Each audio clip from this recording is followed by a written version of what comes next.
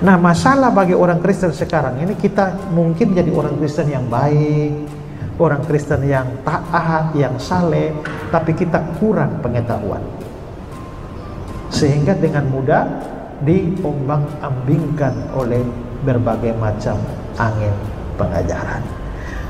Bisa sudah tua di gereja 100 tahun, tapi dia tidak mengerti apa-apa. Lu percaya Yesus Tuhan? Percaya. Mengapa Yesus Tuhan? Pokoknya Tuhan. Alasannya apa? Ini lu tidak tahu. Pokoknya itu kan sudah repot tuh kan. Saya tadi dibacakan, saya S1 dari Sekolah Tinggi Alkitab Nusantara Malang. Dan rupanya dalam sejarah sekolah ini juga beberapa orang jadi mualaf. Ya. Saya pernah debat dengan Islam di Surabaya. Pas acara break mau makan siang, tiba-tiba dari panitia mengumumkan, saudara-saudara, diinformasikan bahwa ada seorang rekan misionaris, rekan satu sekolah dari pendeta Esra Soro yang sudah jadi mualaf sekarang hadir di sini. Nah, saya tidak tahu siapa ya. Terus makan siang datanglah satu mbak-mbak pakai jilbab, dia bilang, "Halo Kak Esra." Saya lihat, saya nggak kenal ya. Kamu siapa? Terus dia buka jilbabnya. Saya bilang, "Kristin, kok kamu bisa jadi begini?" Ya, nah, itu adik kelas saya di sekolah. Pernah sepelayanan dengan saya. Ada satu lagi di sekolah kami yang bahkan dia jadi dosen S2. Tiba-tiba jadi mualaf. Itu sekolah loh. Apalagi yang nggak sekolah ini. Makanya kemarin dalam wisuda sekolah kami di Kupang, saya doa untuk para calon wisudawan ya. Saya berdoa panjang untuk mereka, salah satu Tuhan tandai mereka satu persatu, jangan ada di antara mereka jadi mualaf. Tolong Tuhan, berikanlah mereka kesetiaan, supaya mereka setia sampai akhir. Hamba berdoa untuk sekian orang yang ada di depan. Jangan ada yang mundur dari pelayanan. Jangan ada yang lari dari panggilan. Jangan ada yang kecewa dan putus asa. Jangan ada yang murtad. Jangan ada yang jadi mualaf. Di dalam Matius 3 nomor 11, aku membaptis kamu dengan air sebagai pertanda pertobatan. Tetapi dia, Yesus, yang datang kemudian, dia berkuasa daripadaku. Aku tidak layak melepaskan kasutnya. Yesus akan membaptis Kepas dengan api. Bulu pantatmu habis, bulu alismu, bulu hidungmu, semua habis. Kamu akan menjadi seperti telur, manusia tanpa bulu. Semuanya gondol, alis tak ada, kumis tak ada, jenggot tak ada, rambut tak ada, bulu mata tak ada, bulu ketek gak ada, jambut pun tak ada. Kau akan hidup seperti telur, menggelinding kemana. Di mana-mana sekte Kristen ketika membaptis dengan air, orang itu dicebur, atau dicelup, atau dipercik, atau ditenggelamkan. Banyak itu terjadi. Bahkan gereja membuat kolam untuk baptisan. Dicelup, begitu habis napasnya, diangkat lagi. Haleluya, haleluya, haleluya. Diturunkan lagi, angkat lagi. Haleluya, haleluya, haleluya. Itu kalau dia dibaptis dengan air. Besok hari Yesus datang, Kepas dibaptis dengan api. Gimana?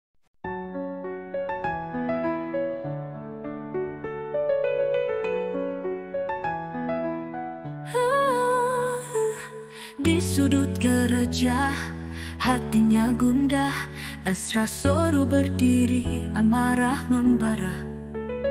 Jemaat satu persatu tinggalkan jejak. Mereka temukan cahaya iman tak terbantah.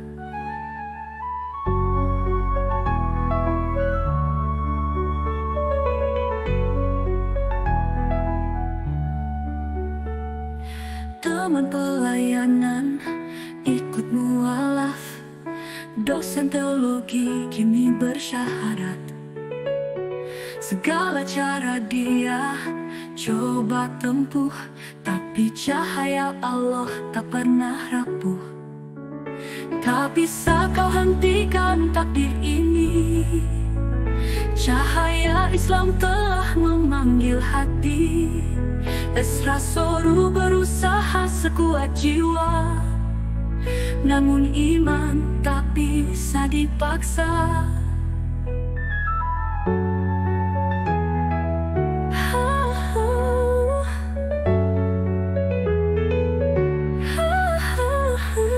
Setiap doktrin yang dia bentangkan dibongkar oleh akal, iman tertahan. Kebohongan terbuka, tak bisa ditutup. Kebenaran Islam terus berseru. Dari gereja hingga ke ruang kelas, satu demi satu mereka bebas. Gebor akal bicara kebenaran hakiki. Islam tak mampu melawan yang sejati. Tak bisa kau hentikan takdir ini. Cahaya Islam telah memanggil hati. Esra Soru berusaha sekuat jiwa, namun iman tak bisa dipaksa. Hati yang tulus mencari yang benar, hidayah datang tanpa paksaan besar. Esra menangis dalam sunyi malam, tapi telah bicara, ini jalan Islam. Tak bisa kau hentikan takdir ini. Cahaya Islam telah memanggil hati. Esra Soru berusaha sekuat jiwa, namun iman tak bisa dipaksa. Tidak sendiri dalam kebingungan, semua usahanya berakhir dalam kekosongan. Hanya satu kebenaran yang mereka pilih, Islam cahaya yang takkan pernah letih. Dia turut terian dan tangka, tunda mentangkah, turut kerja hingga dunia datang. Kini dia sendiri dalam kebingungan, semua usahanya berakhir dalam kekosongan. Hanya satu kebenaran yang mereka pilih, pilih Islam cahaya yang takkan pernah letih. Dunia paksa.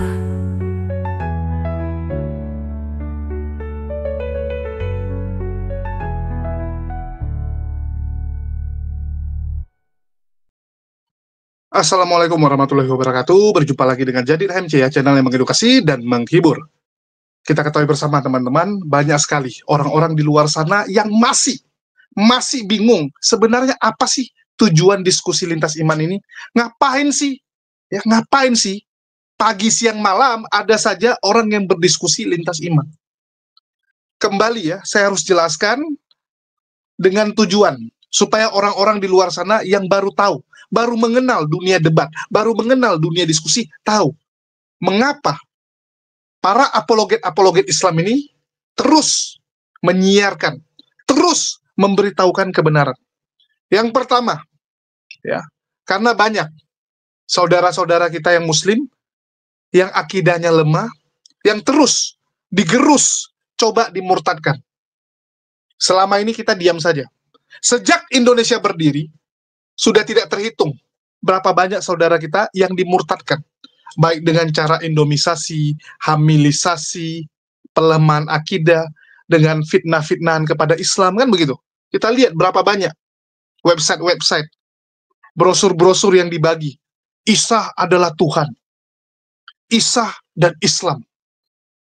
Banyak sekali yang begitu, teman-teman. Untuk itu kita tampil untuk menguatkan, membentengi saudara-saudara kita. Dan alhamdulillah, terbukti 10 tahun terakhir, angka pertumbuhan umat muslim di Indonesia naik. Kalau dulu turun terus turun, silakan kalian cek data. Alhamdulillah, yang sebelumnya kita sempat turun sampai 85%, sekarang naik. Insya Allah, di 2030 tembus 90% kembali. Kan begitu. Jadi supaya membentengi saudara-saudara kita. Terus yang kedua, ya, yang paling penting, supaya kita tahu tentang agama Islam itu sendiri. Karena banyak orang yang terlahir Islam, tapi tidak belajar. Mungkin karena kesibukan orang tuanya, mungkin karena kegiatan sekolah dia, les dan sebagainya, sehingga dia nggak tahu sebenarnya Islam itu seperti apa. Begitu ada yang fitnah, begitu ada yang bilang, ajaran kalian perang, ajaran kalian nggak bisa dipakai lagi, nggak ada lagi itu, apa-apaan itu poligami dan sebagainya. Saudara-saudara kita tahu bagaimana menjawabnya dan kenapa Kan begitu. Ini yang paling penting. Kita nggak pungkiri, kadang-kadang ada orang tua saat ditanyakan sama anak-anaknya, karena orang tuanya nggak tahu, orang tuanya asal jawab. Dan ini bakal menyesatkan. Kan begitu. Menyesatkan anak itu sampai dia tua, sampai dia besar. Begitu nanti ada Polycarpus ataupun Laskar Polycarpus menyesatkan dia, masuk doktrinnya. Terus yang ketiga, dengan ada diskusi seperti ini, banyak yang terselamatkan, banyak yang mendapatkan hidayah. Terselamatkan dalam hal ini tentu saja masuk ke agama Islam. Karena dari sudut pandang kami, mohon maaf ya, bagi teman-teman yang non-muslim, bagi sudut pandang muslim, orang yang mualaf adalah orang yang berhasil mendapatkan keselamatan. Akan begitu. Nah, ini pendahuluan supaya kalian tahu. Dan salah satu pendeta teman-teman yang cukup aktif dalam berdebat, dalam berdiskusi, itu adalah pendeta Esra Soru. Untuk itu, mari kita ucapkan terima kasih. Nah, ini dulu teman-teman. Kita harus mengucapkan terima kasih buat pendeta Esra Soru. Saya mengucapkan terima kasih. Bahkan kalau ketemu dengan pendeta Esra Soru, kita traktir. Kita traktir pastinya pendeta Esra Soru. Mengapa seperti itu?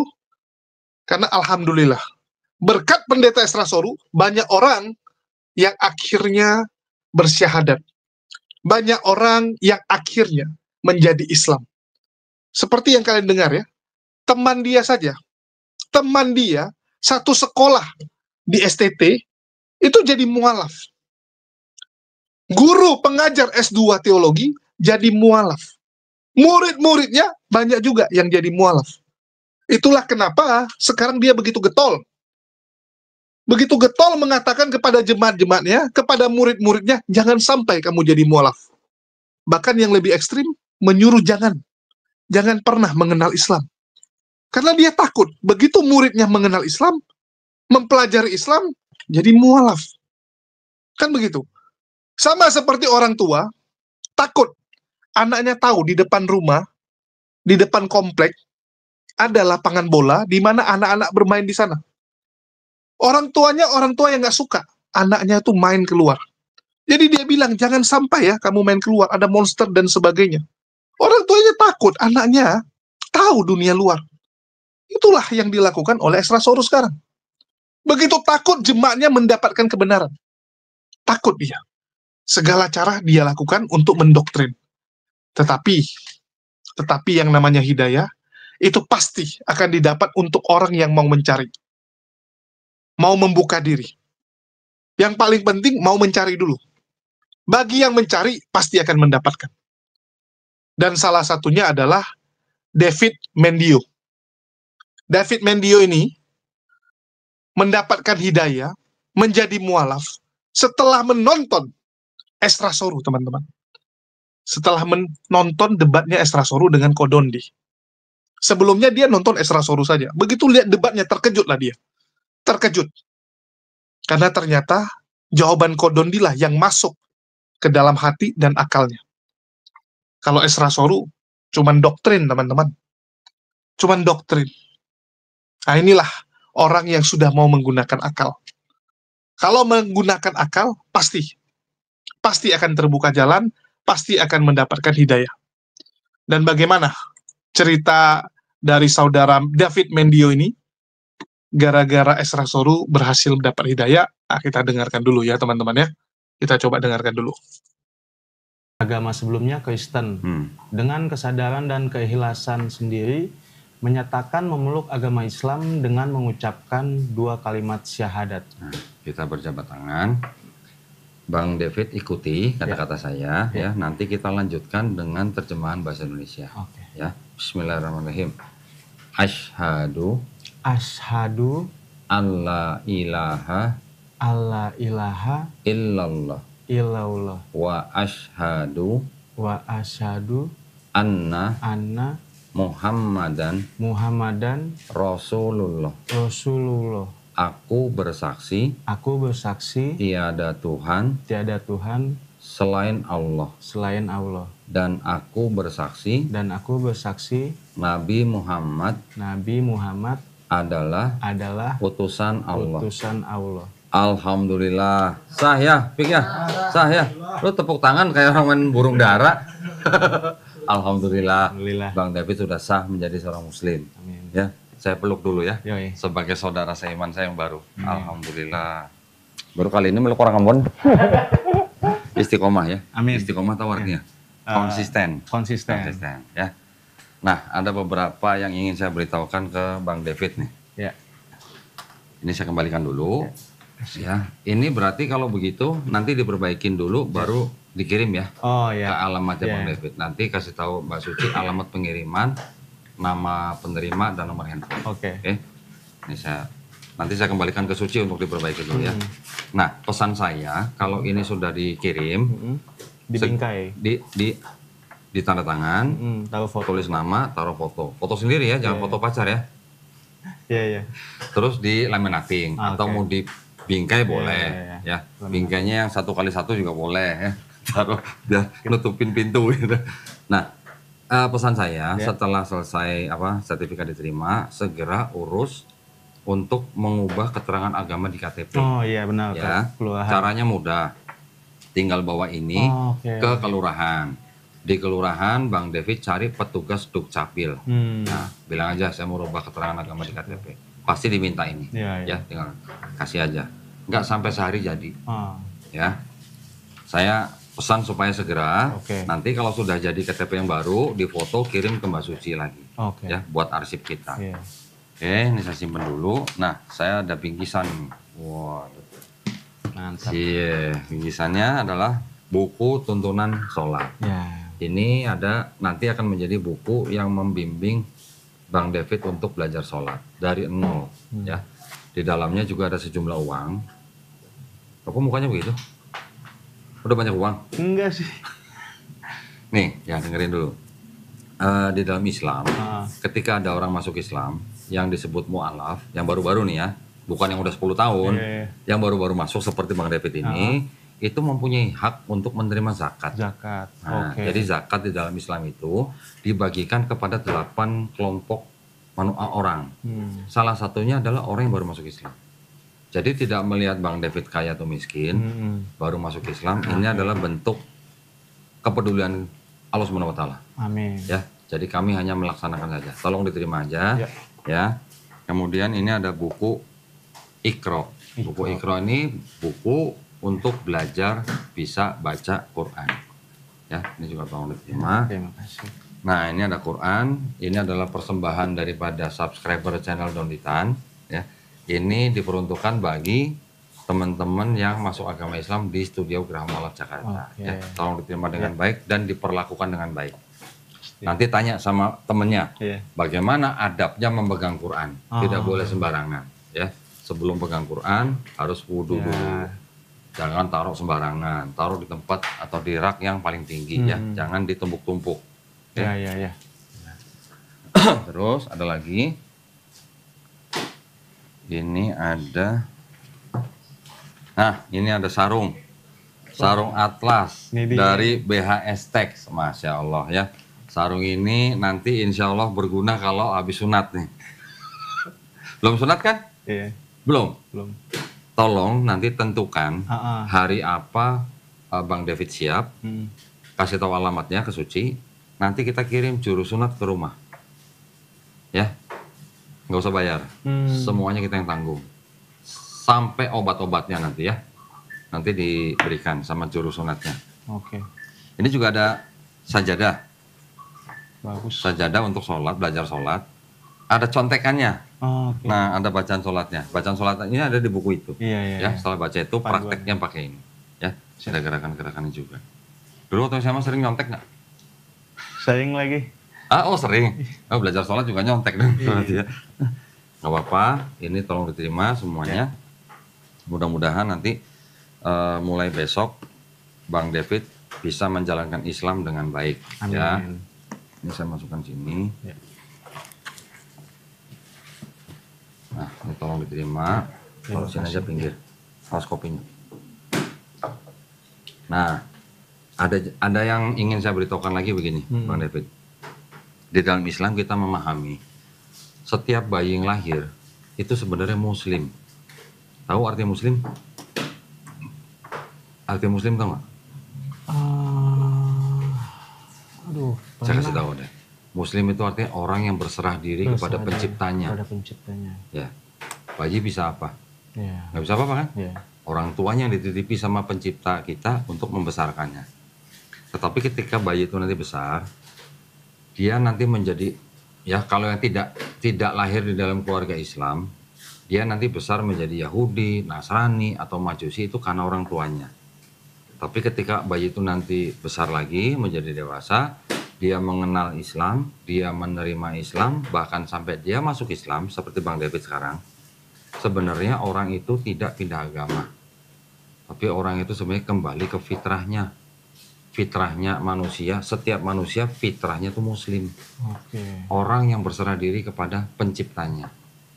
Ya, itu pengertian muslim. Jadi kalau Islam itu ajarannya, muslim orang yang berislam gitu. Islam itu artinya berserah diri. Ya, selain berserah diri, selamat, damai, patuh, taat, tunduk. Ya, itu artinya Islam. Muslim orang yang berserah diri, orang yang patuh, orang yang taat kepada pencipta. Pencipta nanti kasih perintah, kasih larangan. Nah, kita cuma tinggal ikutin aja. Yang diperintahkan apa kita ikutin, yang dilarang apa kita jauhin. Paham ya di sini ya? Terus satu lagi, alhamdulillah, setiap orang yang bukan muslim, ya, dia masuk Islam, insya Allah dosa-dosanya nih, dari akil balik sampai dia masuk Islam, insya Allah dihapuskan. Amin. Banyak dosa nggak? Mudah-mudahan nggak ya. Nah, tapi kalaupun ada, insya Allah dihapuskan. Tetapi kebaikannya dari akil balik sampai dia masuk Islam, insya Allah tetap dicatat sebagai pahala kebaikan. Tapi dengan catatan harus menjalankan Islamnya dengan baik.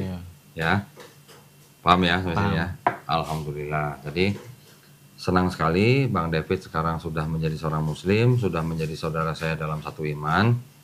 Kita sama-sama berdoa, mudah-mudahan kita semua ini ya dijadikan golongan manusia yang mengikuti apa yang sudah diturunkan Allah Subhanahu wa taala melalui rasulnya, ya.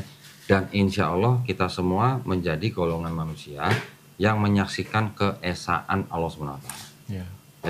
Dan semoga kita semuanya dilindungi dari api dan azab neraka ya. Amin ya rabbal alamin. Nanti Bang David tolong sampai rumah doain saya. Doain teman-teman yang di sini ya. Doain penonton di sini juga. Karena Bang David ini sekarang lagi nggak punya dosa nih. Wah, jadi doanya insya Allah cepat dikabulkan. Amin. Ya, doain saya ya. Siap. Baik, kita semuanya juga berdoa mudah-mudahan kita semua istiqomah dan husnul khotimah. Husnul khotimah tahu artinya? Istiqomah, konsisten. Husnul khotimah itu artinya kita mati dalam keadaan yang baik. Ya, semua orang kan pasti mati. Kita berdoa semoga kita mati dalam keadaan muslim. Ya, hanya menyembah kepada pencipta kita, Allah Subhanahu wa taala. Ya? Ada yang mau tanya? Sebelum tanya, saya kasih tahu lagi tadi saya lupa. Tadi sunat kan sudah ya? Sunat, nanti informasi ke Mbak Suci. Setelah itu, nanti Bang David tentukan dalam seminggu 2 hari. Terserah mau hari apa aja. Untuk apa? Untuk belajar Quran. Ya. Nanti kita akan kirim guru privat ke rumah. Nah, 1 kali pertemuan 90 menit, tidak ada yang perlu dibayar. Semuanya kita yang tanggung. Ya, yang bayar siapa? Yang bayar itu yang nonton video saya.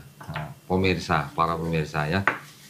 Umat Islam yang menonton channel saya dan donasinya ke Yayasan Pembina Mu'alaf at-Tauhid. Dari situ kami biayain guru-guru privat untuk mengajari setiap orang yang baru masuk Islam. Pokoknya tinggal tentuin aja harinya. Nanti ada laporannya ke saya. Si A rajin, si B malas gitu, nanti ada. Nanti ketahuan si David malas apa rajin gitu. Ya. Selain belajar Iqra untuk bisa baca Quran, nanti juga diajari sholatnya. Ya, kalau ada yang salah-salah diperbaiki, diajari akidah, diajari fikih, macam-macam. Ya, sambil pokoknya 1 kali pertemuan 90 menit. Ya, nanti kita evaluasi setelah 3 bulan. Ya. Tidak ada lulus nggak lulus. Tapi kalau bagus, malah kita terusin. Nah, supaya bisa juga kalau memang mau bisa menjadi penghafal Quran, alhamdulillah. Ya, sekarang silakan kalau mau tanya. Mau ditanya apa ya? Apa mau ditanya? Apa yang mau ditanya ya? Jangan tanya saya dong. Gimana kalau saya paling jawaban logis kalau saya ditanya sama keluarga gitu. Oke. Kalau saya mau Biasanya kalau ditanya, apalagi kalau keluarganya keluarga Kristen, kenapa kamu meninggalkan Yesus gitu kan? Biasanya begitu kan? Iya benar. Jawabnya begini, Ma, Pa gitu ya, David masuk Islam itu bukan meninggalkan Yesus. Justru David beriman kepada Yesus. Oke. Justru David mau ikut Yesus, ya, dengan menjadi umat Nabi Muhammad SAW. Karena apa? Karena Yesus juga berserah diri kepada Tuhannya. Ya. Yesus juga punya Tuhan yang disebut Bapa di dalam Bible kan? Benar. Benar kan? Iya. Jadi kalau sebelumnya David menyembah Yesus sebagai Tuhan, sekarang sebagai Muslim David menempatkan Yesus hanya sebagai Nabi. Nabi. Nah, di dalam Islam itu ada yang namanya rukun iman. Pertama, beriman kepada Allah Subhanahu wa taala sebagai pencipta langit, bumi dan kita. Kedua, beriman kepada malaikat-malaikatnya.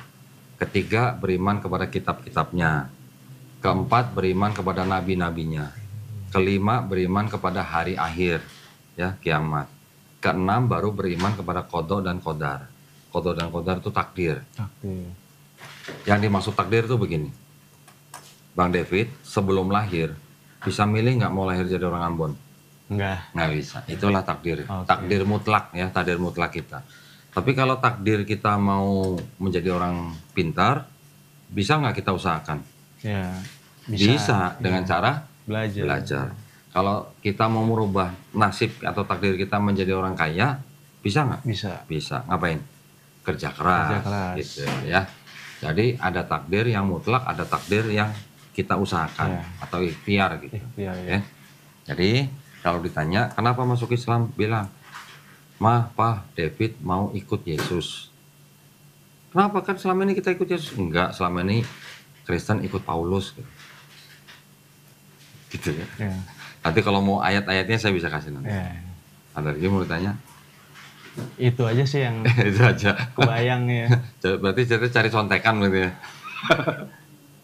Baik, tapi gini.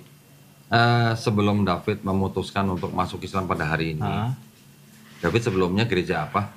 Gereja di Tiberias. Tiberias, yang di mana? Yang di Sarbini. Balai Sarbini. Iya, Balai Sarbini. Oke. Berarti waktu itu pendeta siapa? Mendiang Pariaji. Pariaji ya. Yang katanya suka pulang pergi surga ya? Iya lagi. Iya lagi. Sempet nanya nggak sama pendeta waktu itu?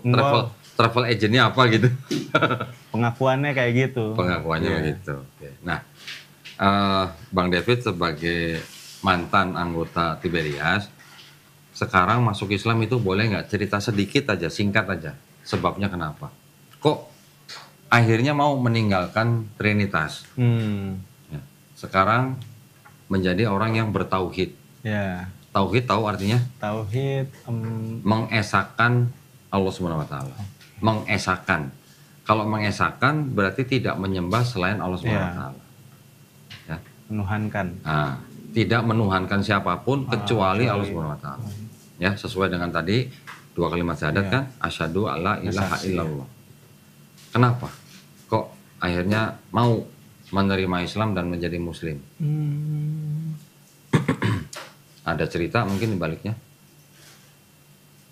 Apa ya? Saya jujur aja saya udah nggak ibadah ke gereja tuh udah kayak setahun lebih gitu. Oh. Kenapa itu? Terakhir itu kayak saya kan pernah ikut gereja tuh, terus dapat kayak komunitas gitu. Terus teman-teman saya ini kayak ngebimbing saya tapi di tengah jalan tuh kayak udah biasa gitu, kayak mereka cuman fokus ke anak-anak yang baru gitu kan. Jadi di tengah jalan kayak waktu saya lagi kesulitan nih, saya mau cerita, mereka nggak ada waktu, terus sampai di titik saya nggak bisa ke gereja, terus saya lihat mereka malah yang maksudnya bukan saya nuduh ya, tapi lihat bukti gitu kalau mereka ngajarin saya, tapi mereka kayak yang setengah-setengah gitu atau gimana? Bukan setengah-setengah sih, tapi nggak sesuai sama yang mereka ajarin gitu. Malah mereka yang misalkan kayak mereka bilang jangan pacaran dulu, misalkan kayak gitu. Merekanya pacaran. Itu sih. Oh, jadi ngiri sama teman-teman gereja gitu. Aduh, nggak ngiri sih. Cuman nggak. Dibilang jangan pacaran, mereka sendiri pacaran. Kayak gitu-gitu. Tapi kan itu bukan masalah teologi, bukan masalah keyakinan. Iya sih, cuman kesini kan saya kan ketemu calon gitu kan. Oke. Nah dari situ sih saya ngobrol sama dia banyak. Akhirnya saya mutusin, oh ya udahlah, ini kan jalannya harus kayak gini nih, harus seagama kan. Dalam hati saya ya udahlah, ini jalan yang harus saya ambil gitu buat memeluk Islam ini sekarang, mualaf ini. Tapi sebelumnya di gereja percaya kan dengan Yesus sebagai Tuhan, kan sebelumnya percaya kan? Iya percaya. Akhirnya lama-lama kikisnya kenapa? Apa ya? Nggak ada sih, cuman udah malas aja, langsung malas aja ke gereja ya. Kayak udah besar gini kan, dulu kan belum bisa berpikir panjang gitu kan. Kalau sekarang sih kayak ya udahlah, saya jalanin hidup saya aja lah toh. Sama aja gitu. Sama aja gimana? Maksudnya cuma aktivitas agama aja yang dilakukan. Rutinitas maksudnya? Iya, rutinitas agama aja yang. Jangan-jangan dulu waktu di gereja nggak dijamah Roh Kudus kali ya? Ya. GBI kan ada bahasa roh kan? Iya. Nah, dulu bisa bahasa roh nggak? Yang enggak sih. Oh enggak. Oh, nggak ikut kursus kali. Bukan ada kursusnya Erik ya? Bahasa roh? Ada Oh enggak ya, enggak ada ya? Jadi dulu ke gerejanya mungkin asal-asalan kali. Iya, gitu sih, ikut-ikut abang aja. Oh, ikut abang. Tapi pernah mempelajari tentang Islam? Hidupnya malah berdampingan sih sama teman-teman muslim. Iya. Oh, yang salah satunya ini ya? Iya. Oh, oke. Kelakuan dia gimana? Baik sih. Oh, baik. Nggak pernah aneh-aneh, nggak pernah ada masalah sama teman. Oh, nggak ada masalah. Teman karib berarti ya? Iya. Oh, oke. Dulunya teman nyolong mangga nggak? Bukan. Oh, teman tawuran. Oh iya ya, Ambon sih ya. Aduh. Apakah Ambon tuh identik dengan tawuran? Kan enggak kan? Enggak juga sih. Enggak. dengan cinta ya. Tawuran dengan cinta maksudnya. Aduh. Lahir besar di Jakarta. Lahir besar. Tapi keluarga besar semuanya ada di Ambon juga. Oh, di Ambon. Setengah ya. Udah pernah pulang ke Ambon? Udah. Di sana gimana? Ya biasa aja, sulit sih kehidupannya. Sulit. Oh, enakan di Jakarta. Iya. Oke. Kota besar gitu ya. Kerja apa sekarang Bang David? Kerja jadi tim produksi anak band gitu. Wih, anak band. Iya. Band apa nih? Band-band kafe. Oh, kafe. Anak produksi itu maksudnya apa? Menyiapkan apa? Menyiapkan kebutuhan mereka main. Oh. Alat-alat musik. Oh gitu. Terus setting audionya. Oh, berarti audio engineer berarti? Iya. Woi, kuliah di mana dulu? Kuliah di YAI. Oh, ya itu. Pusat di Salemba. Iya, maksudnya kan apa? Sekolah ambil jurusan apa dulu? Musik. Ilmu komunikasi. Oh, komunikasi. Oke. Berarti sekarang jadi humas gitu nggak? Enggak, broadcast ya, penyiaran. Cie, cuma audio broadcast aja, konsen. Iya. Butuh audio engineer nggak, Rik? Butuh audio engineer? Udah lengkap semua. Oh, ya, udah lengkap semua. Nanti main-main sini ya, siapa tahu bisa bantu Erik tuh. Iya. Setting mixer mungkin ya. Luar biasa teman-teman ya. Dan saya cukup takjub dengan Kodondi ya. Memang beliau tuh konsisten sekali membuka praktek pengajaran untuk mengedukasi orang-orang, siapapun yang mau belajar itu dipersilakan datang. Ini saya cukup takjub dengan Kodondi, dan jujur ya, saya ingin mengcopy apa yang dilakukan Kodondi. Itulah kenapa kita punya rencana teman-teman. Ya, kita sudah punya tempat sebenarnya, tetapi ya peralatannya yang belum memadai. Kalau Kodondi luar biasa senior ya, dan memang ya beliau hebat sih. Dan saya punya rencana dengan Daman, Ya, karena Daman adalah salah satu bisa dibilang apologet yang bertalenta lah. Ya, Daman masih muda, beliau juga mondok, ya Daman mondok, dan kita akan kolaborasi ya, dengan Daman dan Kores. Karena alhamdulillah sebenarnya rumah Kores itu nggak jauh-jauh amat dari saya. Ya jauh juga sih, tapi lurus saja gitu. Dan bisalah untuk datang. Jadi kita mau collab, cuman kendala si Kores itu karena dia nggak mau naik ke lantai atas. Ya, dia agak takut ketinggian, tapi kita mungkin akan di bawah saja, gunakan ruang tamu, ya, ataupun di luar. Ya, artinya kalau apartemen kan ada tempat penerimaan tamu di bawah, di luarnya juga ada taman. Ya, kita akan gunakan situ untuk mengajarkan orang-orang yang mau belajar, dan kita sedang persiapkan semua. Insya Allah di 2025 kita akan jalan, dan kita juga ada program khusus untuk membahas segala hal yang umum, ya, segala hal yang istilahnya itu tentang keseharian, ya, tentang hidup, tentang yang lagi viral, dari sisi agama bagaimana, dari sisi pandangan orang umum bagaimana. Jadi kita kolaborasi. Daman mewakili dari agama, nanti kadang-kadang Ustadz Wafi akan ikut, kalau pas Ustadz Wafi di Jakarta, kalau Goldian juga nanti mungkin akan ikut, ya Goldian juga mungkin akan ikut. Terus kalau Kores, nah, dia dari sisi yang aneh-aneh.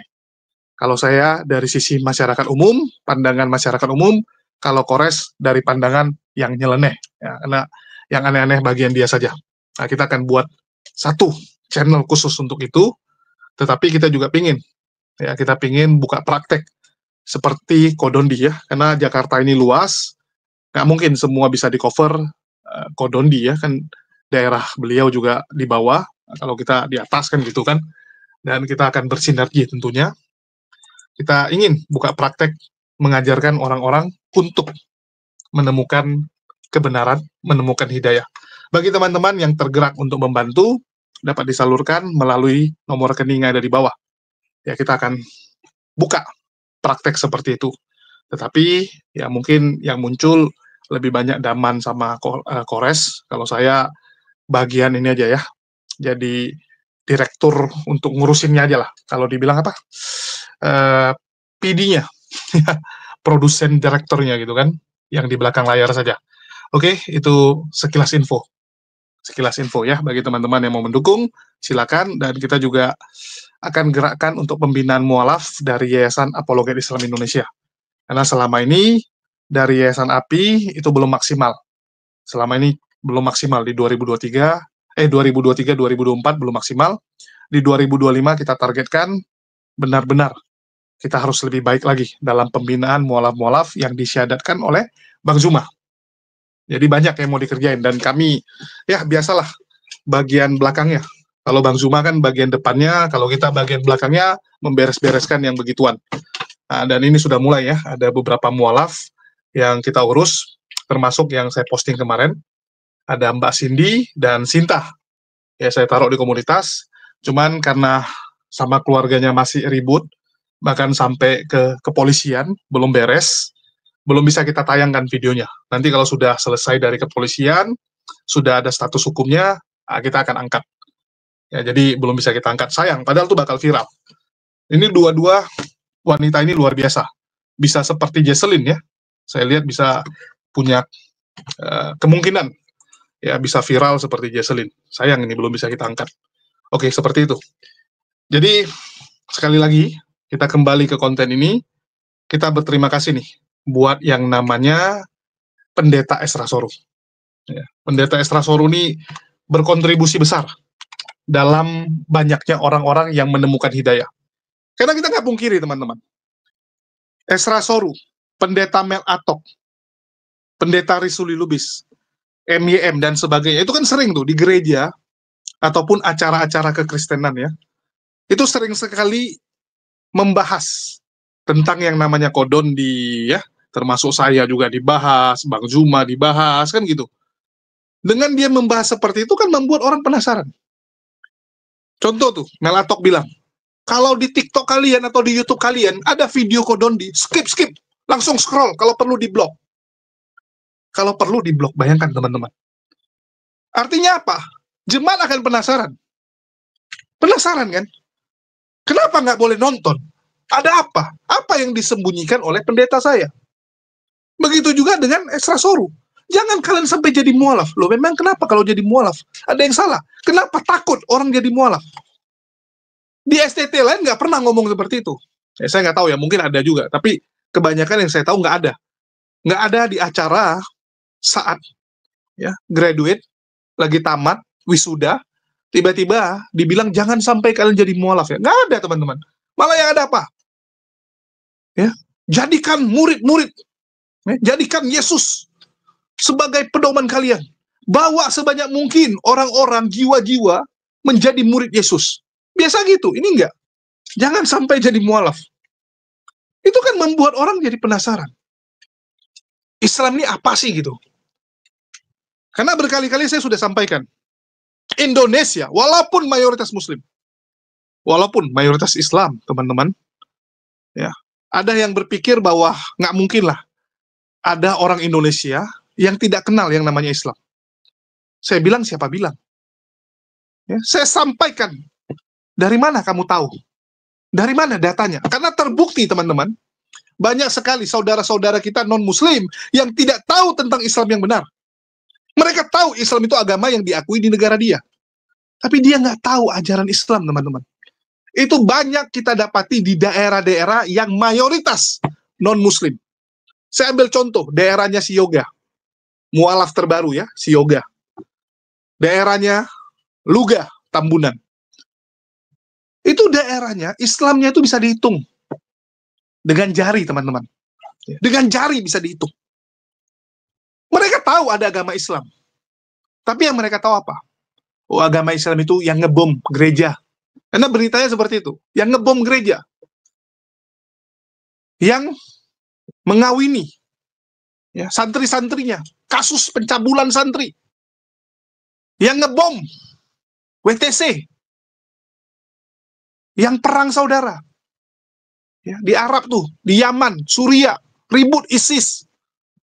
Yang mereka tahu itu, teman-teman. Mereka nggak tahu ajaran Islam yang benar seperti apa. Itulah kenapa saya bilang, jangan terlalu pede kita. Masih banyak saudara-saudara kita yang perlu untuk mengenal Islam. Perlu kita dakwai. Kita perkenalkan Islam. Itulah kenapa yang namanya diskusi ini sangat berkontribusi. Karena banyak yang nggak tahu, termasuk Bang David Mendio ini. Selama ini sama dia nggak cocok nih sebenarnya jawaban pendeta Esrasoru dan pendeta lain-lainnya. Selama ini nggak cocok. Tapi karena dia tidak menemukan jawaban yang lain, tidak menemukan ajaran yang lain, ya sudahlah. Di situ saja kan gitu. Tetap bertahan di ajaran tersebut. Karena dia bingung mau kemana kalau nggak. Nggak apa-apa lah. Pegangannya itu nggak kuat. Nggak apa-apa. Makanannya itu nggak enak. Daripada nggak ada makanan. Begitu. Ada orang prinsipnya gitu. Nanti dulu. Kalau dia udah dapat lebih bagus, baru pindah. Nggak apa-apa. Kerjaan saya ini menyiksa diri saya, stres saya, nggak apa-apa. Karena belum dapat kerjaan yang lain. Banyak orang seperti itu. Ada orang yang mungkin, ya sudahlah, nggak tahan. Cabut dulu. Ya, nggak kerja nggak apa-apa gitu. Belum ada pekerjaan nggak apa-apa. Daripada saya kerja tapi stres. Ada yang seperti itu. Kalau di agama jadi ateis dulu. Udahlah, saya sudah lihat ini nggak benar nih. Ajaran ini nggak cocok. Saya belum menemukan ajaran yang cocok, nggak apa-apa. Saya jadi ateis dulu. Banyak yang seperti itu. Banyak kan? Yang dari Kristen jadi ateis dulu baru jadi Islam. Banyak di luar sana. Karena dia belum menemukan. Bule itu banyak. Kenapa dia jadi ateis? Karena dia nggak tahu Islam. Kenapa di Eropa, di Amerika banyak orang jadi ateis? Kok nggak jadi Islam? Karena mereka nggak mengenal Islam. Nggak ada yang berdakwah di sana. Jadi kita bersyukur nih. Orang-orang yang diperkenalkan dengan Islam. Bang Mendio, ya, Bang David ini akhirnya dapat. Dia sebelumnya nggak mau keluar. Ya, nggak mau keluar gitu. Nggak mau jadi ateis juga. Nggak apa-apa lah bertahan. Walaupun menurut dia nggak cocok. Tapi begitu dia tahu tentang Islam, dia langsung memilih menjadi mualaf. Karena memang Islam inilah. Ya, Islam inilah yang benar. Kan begitu. Mohon maaf nih teman-teman non-muslim ya. Ini kacamata kami. Jangan tersinggung. Nah, begitu teman-teman. Ya, jadi itulah yang membuat David Mendio akhirnya memutuskan mualaf. Dan orang seperti David ini banyak di luar sana. Orang seperti Yoga banyak. Daerah-daerah yang Islam belum dikenal itu banyak. Itulah kita berharap ya. Kalau di sebelah ada misionaris tuh yang masuk ke pedalaman-pedalaman. Kalau di Muslim ya, di Islam, ya kita harusnya ada juga itu santri-santri yang bisa kita kirim gitu. Karena banyak santri kan. Banyak tamatan santri gitu. Harusnya adalah yang mau kita kirim. Dan salah satu mimpi saya itu adalah bisa mengirim. Ya, bisa mengirim ustadz-ustadz, santri-santri ke pedalaman-pedalaman. Dan salah satu ya caranya mungkin lewat API ini. Ya, kita berharap Yayasan Apologet Islam Indonesia bisa jadi yayasan yang besar, bisa menjadi rumah untuk menaungi banyak tujuan-tujuan mulia. Termasuk yaitu membeli gereja gitu kan, dijadikan masjid, mengirim ustadz-ustadz ke pedalaman, atau bikin kajian di daerah-daerah pedalaman yang belum mengenal Islam. Dan saya cukup salut orang-orang yang di API ya, itu luar biasa. Nah, mungkin teman-teman ada lihat yang kemarin ada itu, yang korban hamilisasi, itu dijemput di Samosir, bayangkan. Ya, ini saya jujur-jujuran nih, waktu teman-teman mau jemput, saya cukup terkejut gitu. Jemput, ya, ini kan statusnya istri orang waktu itu dia, istri orang di daerah yang Islamnya nggak ada Islamnya teman-teman, di pulau. Saya sampai bilang, wah ini salah-salah mati syahid pula nanti yang pergi mati syahid pula nih, yang pergi 10-an orang. Saya bilang, wah luar biasa ini mereka, gironya luar biasa. Saya sampai gangguin, ini tak benaran nggak gitu kan, bisa pulang nggak mereka gitu. Alhamdulillah teman-teman, alhamdulillah berhasil. Ya, tugas mereka berhasil dibawa keluar si nadanya. Dan akhirnya nadanya kembali ke Islam. Itu luar biasa teman-teman. Jadi kita punya teman-teman ya, punya orang-orang yang luar biasa gironya. Nah, ini perlu tempat kan gitu. Kalau giro besar tapi nggak ada pelampiasan kan bahaya juga. Karena nanti kalau gironya besar nggak ada pelampiasan, terus ada yang ngajari pelampiasan aneh-aneh, bahaya. Lampiaskan ke hal-hal yang aneh. Untuk itu saya berharap Yayasan API ini bisa mengakomodir, ya, memberikan cara-cara, tempat-tempat supaya kita ini bisa berjuang dengan cara-cara yang benar, cara-cara yang bagus, dan pada akhirnya semua lillahi ta'ala, kan gitu. Semua demi Allah, demi tegaknya Islam. Nah, itu sih. Ya, mungkin itu aja yang bisa saya sampaikan, dan sekali lagi terima kasih buat dukungan teman-teman, dan kembali saya sampaikan bagi yang tergerak untuk membantu, kita punya misi, kita punya tujuan, target di 2025 nanti, ya, bagi teman-teman yang tergerak bisa berdonasi melalui nomor rekening yang tertulis di bawah ini. Sekian dari saya, makasih buat semuanya. Di akhir kata saya ucapkan, wassalamualaikum warahmatullahi wabarakatuh. Sampai jumpa di konten-konten kita berikutnya.